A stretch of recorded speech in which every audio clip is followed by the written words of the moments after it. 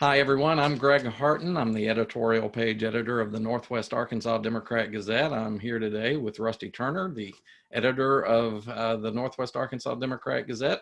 And today we have the opportunity to visit with Kelly Krout of House District 90.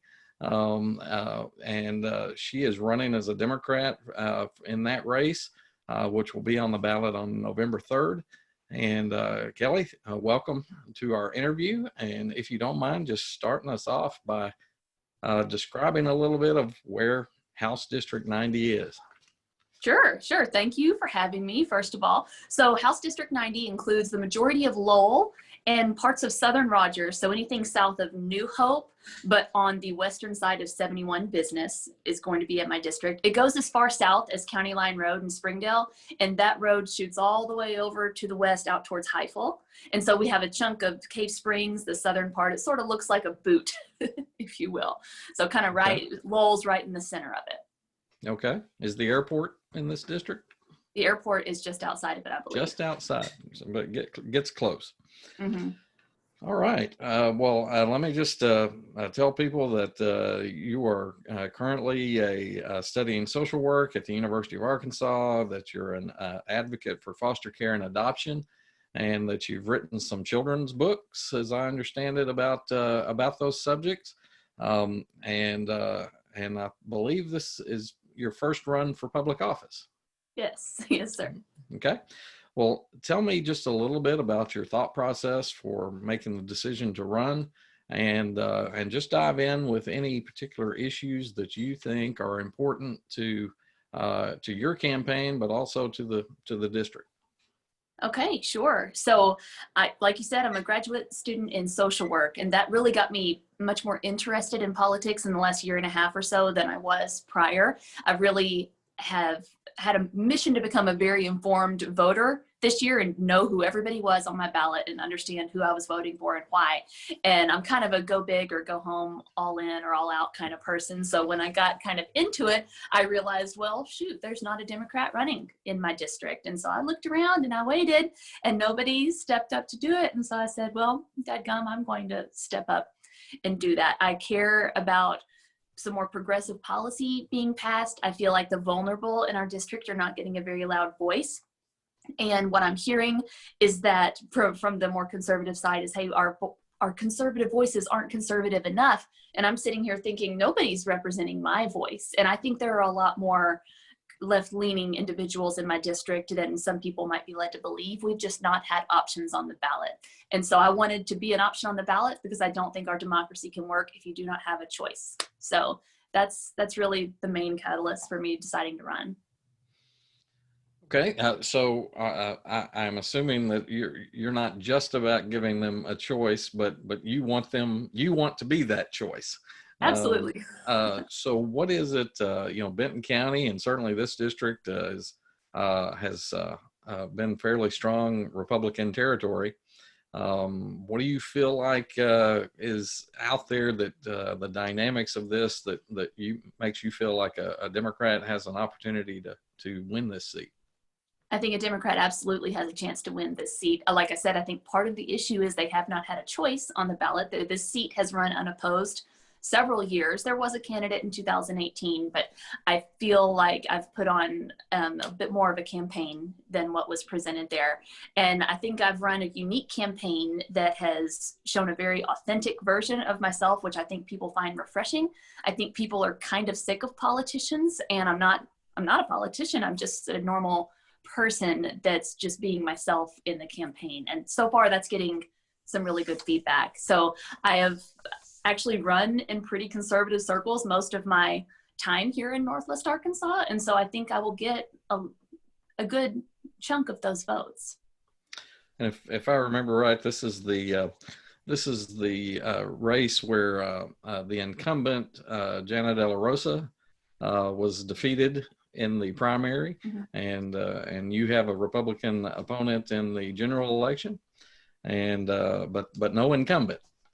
So kind of an interesting little twist there on the how this is playing out. So So in terms of the issues that you feel like are important to the district, can you run through some of those that you feel like as a legislator as you get elected, if you get elected, that you would tackle?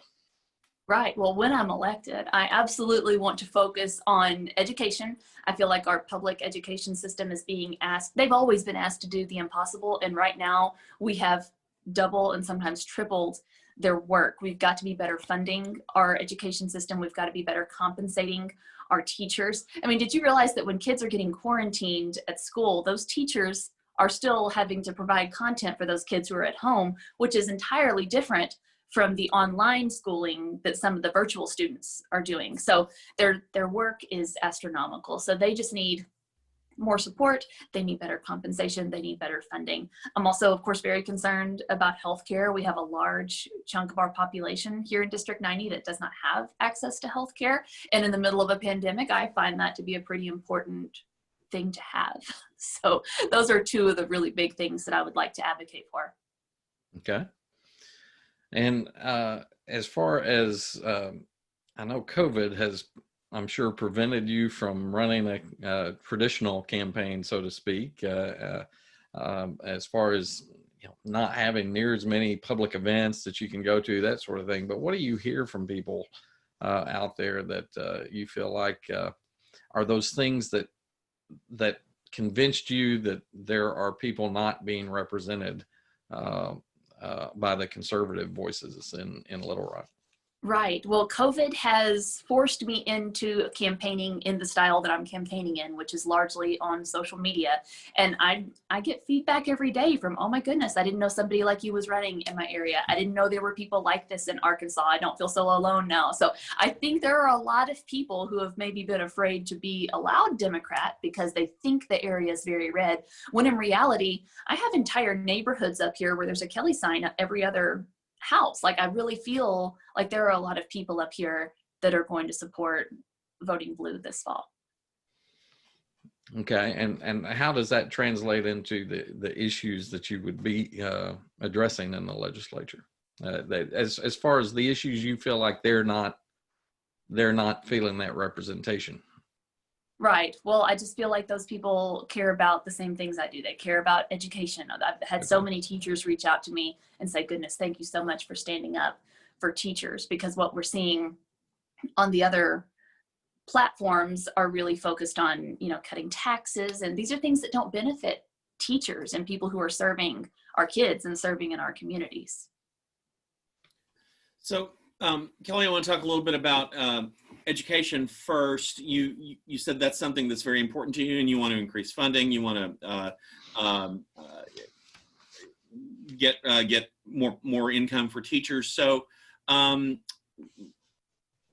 what do you see as the threats to public school funding, and how as a lawmaker will you address that? I mean, do you have any specific ideas about how to shore up public education?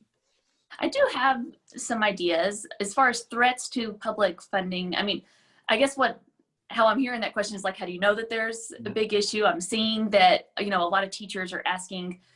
I haven't seen it as much this fall, and I kind of feel like maybe they were told not to. But in the past, I have seen teachers reaching out on Facebook, reaching out on social media. Hey, can you provide this for my classroom? Can you be a book fairy? And can we get donations? And I see teachers literally at the store buying things for their classrooms. And I just feel like teachers should have the resources they need to do their job well without having to pull it out of their own pocket, sometimes needing an extra job to make ends meet.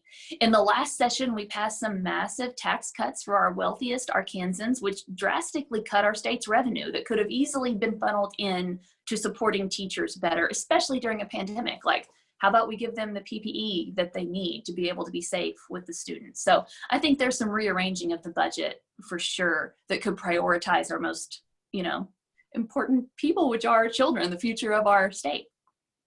Okay. I also want to talk a little bit about the pandemic and the state's response to it. So what is your evaluation of how the state has responded to the COVID-19 pandemic, and what, if anything, would you have done differently, or would you like to see be done differently as the state responds? Yeah, I think the state responded a little slowly. I'm happy with the governor and proud that he did issue the statewide mask mandate. I wish it had been done sooner. I think that could have saved lives, but I understand the intense pressure he was under. I don't envy being the one to make that decision. But then sadly, after he did, we saw all these police come out and say, hey, we're not going to enforce this. And of course, if you take a trip out into the public, you're going to see plenty of people that are not wearing masks. And while he made it enforceable, it's not being enforced. And so that's been very frustrating. I have an immune compromised member of my close family. And so we are very, very cautious in how we behave. And I think that if everybody were being so cautious, we would see this trickling off a little bit more by now. Unfortunately, people don't like to change how things are and are having a hard time accepting that this is not a normal time. We can't act like it's a normal time. Okay. And I suspect you're aware that there were some members of the legislature who had taken exception to the state health department and the governor's handling of the pandemic under emergency authority, and have actually filed a lawsuit over that. I'm curious what your take is on that lawsuit, and whether that's something you think is necessary or something you'd be interested in participating in. You know, I usually try to be a little more neutral in the way that I speak, but I find that lawsuit to be completely embarrassing. Completely embarrassing. It just makes us look silly. We need to be listening to doctors. This is a pandemic. If your child gets sick, I assume you take them to a doctor. If you break your leg, I assume you're going to the doctor. So all the doctors are saying, hey, let's wear a mask and protect each other. And people get mad about their freedoms and file a lawsuit. And I can't even, no, I don't want to be a part of that lawsuit. Absolutely not. I want Arkansans to wear masks. And I want us to see that as not something political. I want us to see that as, wow, that is a loving and caring person who is worried about my health, and I'm going to care about their health as well and wear a mask to protect them. Okay. I think the basic argument that some of those lawmakers are making, whether it's within a lawsuit or just in a matter of public policy, is that as this stretches on into months and into next year, that the governor shouldn't be the only one with kind of having the authority to dictate what happens within the state, and that the legislature, which you are hoping to be a member of, needs to step into that role to some extent as well. Do you feel like that ought to be the domain of the governor, or do you feel like there is a role for the legislature to play? It's not that I don't think there's a role for the legislature to play. It's just that we are in a state of an emergency. And so the governor does have that power, and I appreciate that he used it. Given the current makeup of the state's legislature, I'm kind of glad that it wasn't their vote, because I'm afraid it wouldn't have been in the best interest of Arkansans.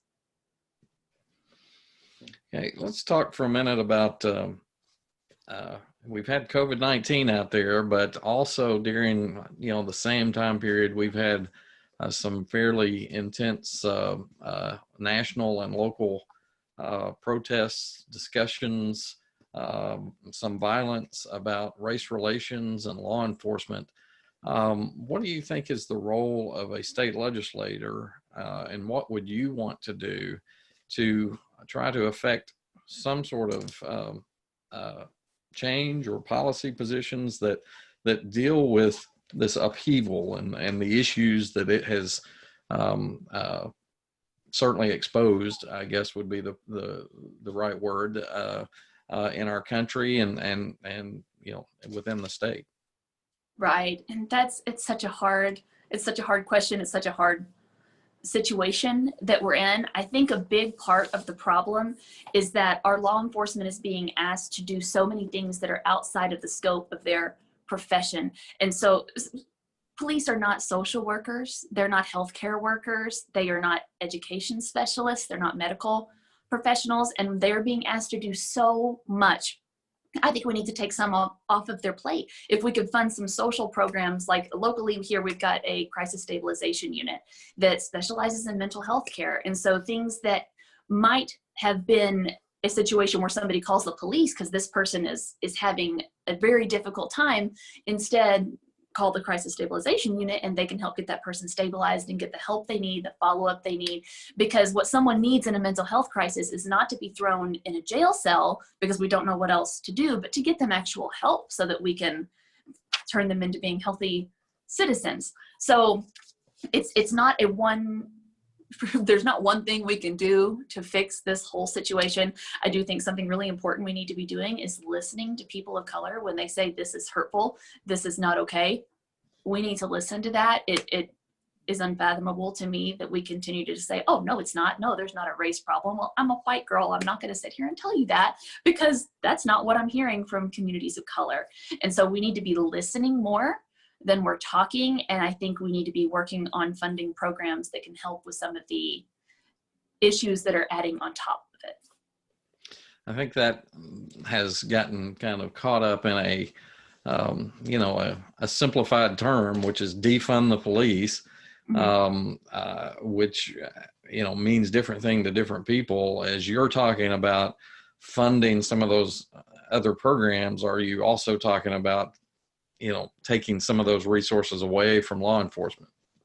I understand that the defund the police slogan gets people really bent out of shape, but this is a movement that was started a long time ago by people of color. I'm not out to whitewash a movement that was not started by me, and it's not the same as abolish police. That's a completely different thing. I wish that people could look at this from the lens of this movement actually makes law enforcement's jobs easier. If they're not responding to mental health crises because another program is, if they're not involved in education so much because we've better trained social workers in that realm, that makes their job easier and they can focus on just keeping our community safe, which is their job. And I love and respect them for doing that. I'm very grateful for our local law enforcement, and I think that they do a great job. I'm afraid that movement is misunderstood, but I'm not out to change the name of it, because if you look into what they're trying to do, it actually would help the police. So as a social worker, I mean, you I'm sure have a kind of a unique perspective just through that training. How do you envision that might work in terms of, we had a scenario here that in Northwest Arkansas where police were injured, but responding to a mental health issue, but obviously there was danger there.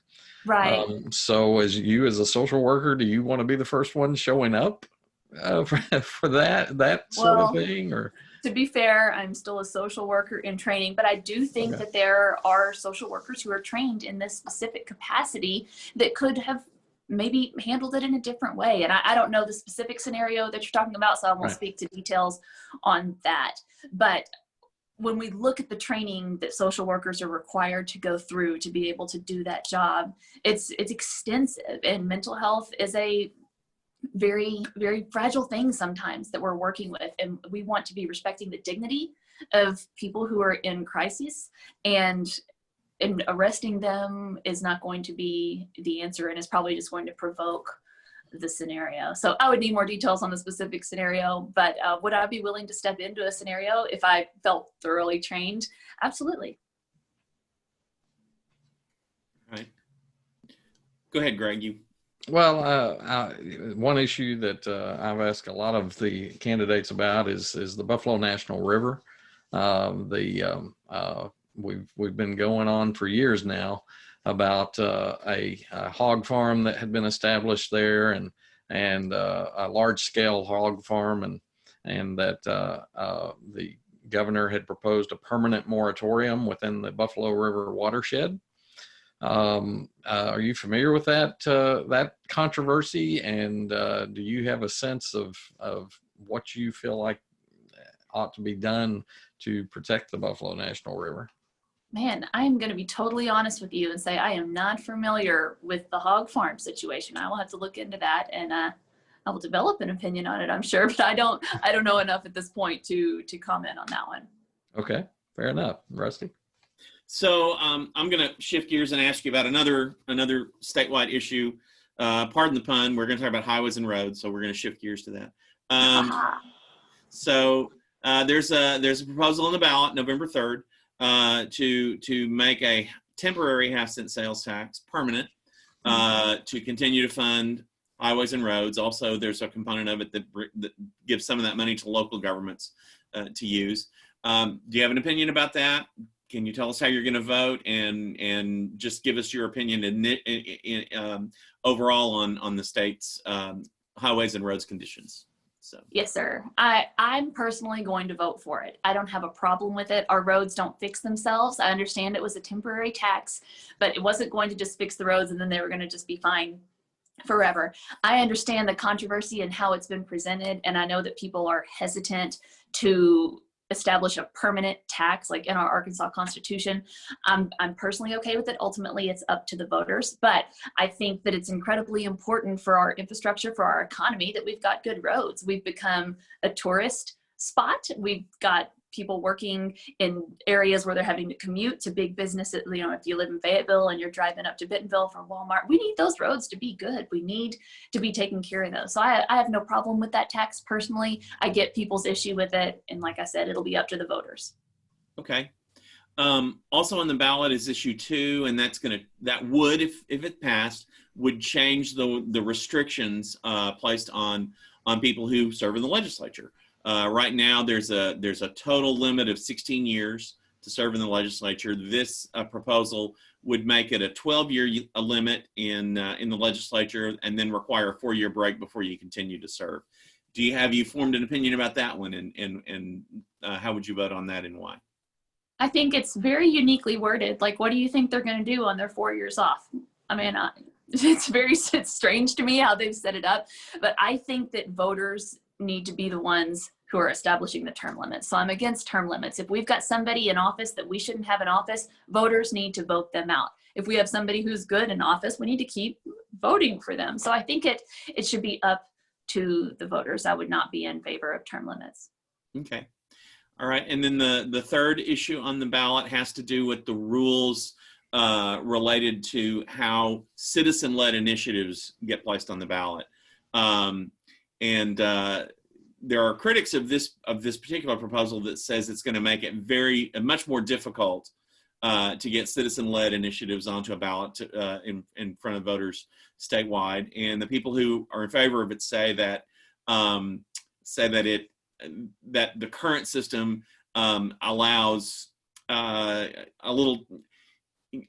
it depends too much on metropolitan areas. The way the system's set up, metropolitan areas in the state have a greater voice than the rural areas in the state in getting measures on the ballot, and so they want to spread that out a little bit and require more signatures from more counties. Anyway, do you have an opinion about that, and what is it and why? I absolutely think that citizens should be able to get their issues on the ballot. So that is my official stance on that one. I'm not as familiar with the signatures and how it's different between rural and metropolitan areas. I want people in rural areas to be able to have the same ability to get that on there, but I do not want to make anything harder for citizens to get their voices heard. Okay. All right.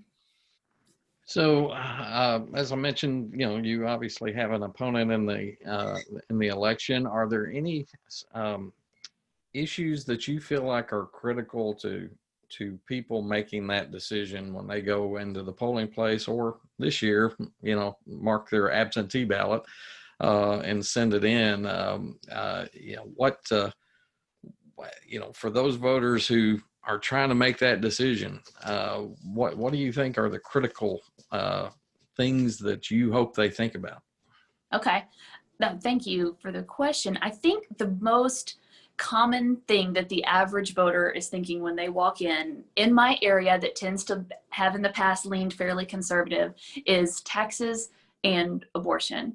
And I see that the Republican side is typically touting tax cuts, but we can look at the past session and see that those tax cuts did not benefit people like me and people like the average voter. They benefited our state's very top earners. So yes, there were tax cuts. No, they didn't help you. So I want people to understand that the tax cuts that they hear may not actually help them like I think that they would. I do think in Arkansas, in the South, people really struggle sometimes to elect someone who is on paper pro-choice. And the way that I try to talk about abortion when I'm talking with people is that I also want to see abortion rates go down. I think most people agree with that. I just have a lot of different ideas on how we can do that does not involve legislating bodies. So if we could be talking about access to healthcare, access to reproductive care, access to contraception, I know it makes people uncomfortable, but we need to be talking about sex education. I mean, a lot of our kids just simply don't know what's going on. And the vast majority of abortions are due to unplanned pregnancies. And so the goal needs to be, let's reduce unplanned pregnancies. How can we do that? I think all of us want the same thing. We just want to go about it differently. And so I don't want people to be intimidated by me being pro-choice. I have lived my life in a very pro-life fashion. I have a lot of kids. I've adopted a lot of kids. We've served in the foster care community. I think we need to be caring for these children from the time they are born until the tomb. We've got to have a more pro-life way that we're acting throughout the lifetime. So tell me just a little bit. I'm not completely familiar with your background in terms of the adoption and foster care arena. Tell me kind of how that got started and how that has played out in your life. Sure. So my husband and I got married pretty young, and we had 3 little boys kind of right off the bat. And then a couple of years into our marriage, we just heard about the big need for foster homes in our area, and it's massive. There is always a shortage of foster homes. And so we decided, hey, we've got room, we've got space. This is something that we can do. And so we spent about 10 years off and on fostering children in our community. It's another one of the things that drove me to study social work and drove me to wanting to be a part of a government that could help empower families.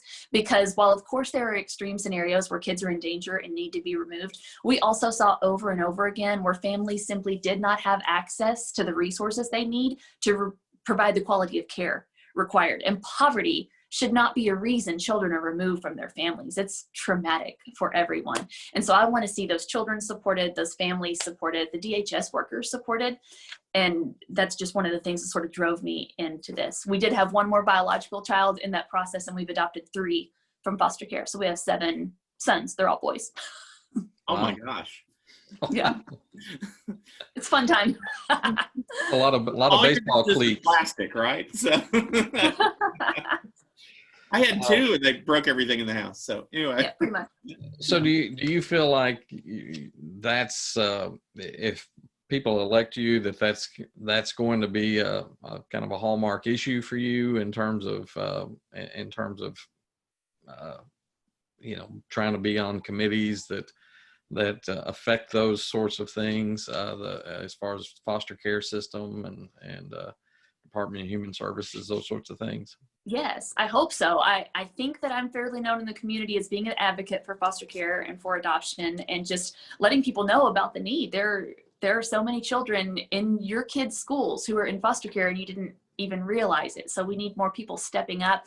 And while I want to support the biological families and the foster families, equally, I want to love on and support DHS. They have got such a hard job. They're another government agency, so they can be run kind of inefficiently. They need more workers. They also need more compensation. This is another one of those areas I feel the budget needs to be rearranged. We've got caseworkers coming out of college at age 22 and experiencing extreme trauma. I mean, they see some of the worst, and we can't pay them what we're paying them and expect them to stick around. But when we have that kind of caseworker turnover, it slows everything down for these families who are working to get their children back. And it's detrimental to the kids who are having to switch caseworkers every 6 months because they've gotten burnout and had to leave. So that is something I'm incredibly passionate about and would love to be a voice in the legislature for. Okay. As we wrap up here with the last couple of minutes, is there anything that we haven't asked you about that you want to dive into and make sure that we cover before we run out of time today? Sure. I would love to touch one more thing that I feel like our district is concerned about is Democrats tend to get a bad rap for being anti-gun or anti-Second Amendment. That's not at all the case. I'm not anti-Second Amendment. My husband and I are gun owners. I have a huge gun safe that takes up like half of my closet, which I am a little bitter about that part, but we do store our guns safely. What I just want us to do is keep guns out of the hands of dangerous people like domestic abusers. Arkansas chooses not to do that, and that's just unacceptable, in my opinion. So I'd like to see us institute some more common sense gun laws. That does not mean take your guns. That does not mean anti-Second Amendment. It just promotes responsible gun ownership. That's what I would like to see. Okay. Rusty, anything else on your mind? No, I don't have any other questions, but I do want to thank you. Thanks for spending some time with us today. Absolutely. All right. We do appreciate your time. I certainly wish you well in your campaign as all of the candidates are out there campaigning. Stay safe. Yes, sir. I will. All right. Well, take care of yourself. Thank you.